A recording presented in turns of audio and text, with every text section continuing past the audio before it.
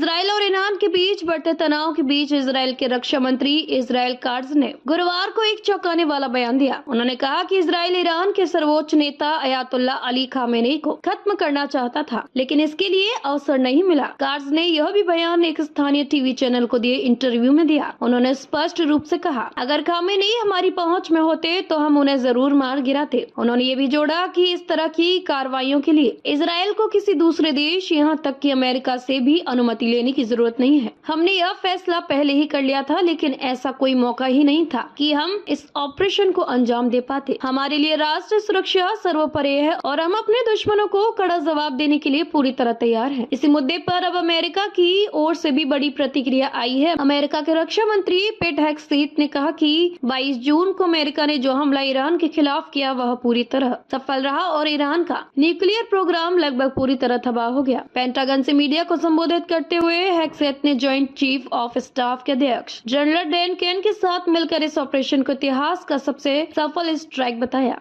उन्होंने कहा, ईरान पर हमारा हमला सिर्फ सैन्य प्रतिक्रिया नहीं बल्कि एक रणनीतिक संदेश भी था कि अमेरिका और उसके सहयोगी परमाणु खतरे को बर्दाश्त नहीं करेंगे। हालांकि जब कुछ पत्रकारों ने इस हमले से जुड़ी खुफिया रिपोर्ट का हवाला दिया जिसमें कहा गया था कि ईरान के न्यूक्लियर ठिकानों को केवल आंशिक नुकसान हुआ, तो हेगसेथ ने उन्हें फटकारते हुए कहा कि इस तरह की रिपोर्ट भ्रामक और गैर जिम्मेदाराना है। हेगसेथ का यह बयान ऐसे समय पर आया है जब अमेरिका और इजराइल दोनों देश ईरान की परमाणु महत्वाकांक्षाओं को लेकर गंभीर चिंता जता रहे हैं। अमेरिका का कहना है कि किसी भी हालत में ईरान को परमाणु हथियार विकसित नहीं करने देगा। विश्लेषकों का मानना है कि इस बयानबाजी से मध्य पूर्व में तनाव और बढ़ सकता है। ईरान पहले ही चेतावनी दे चुका है कि अगर उस पर कोई और हमला हुआ तो वह इसका मुंह तोड़ जवाब देगा। इस पूरे घटनाक्रम से ये बात साफ है कि पश्चिम एशिया में हालात बेहद नाजुक हैं। एक तरफ इजराइल अपने शत्रु नंबर 1 को सीधे निशाना बनाने की बात कर रहा है, तो दूसरी ओर अमेरिका अपनी सैन्य ताकत का प्रदर्शन कर रहा है। इस बीच ईरान की प्रतिक्रिया का इंतजार है, जो निश्चित रूप से हालात को और गंभीर बना सकती है। दुनिया भर की नजरें अब इस क्षेत्र पर टिकी हैं। सवाल ये है कि क्या यह बयानबाजी किसी बड़े टकराव की ओर इशारा कर रही है या फिर यह सिर्फ एक रणनीतिक दबाव बनाने की कोशिश है। फिलहाल दोनों पक्षों की ओर से आए तीखे बयान पर संकेत देते हैं कि आने वाले दिनों में हालात और भी तनावपूर्ण हो सकते हैं।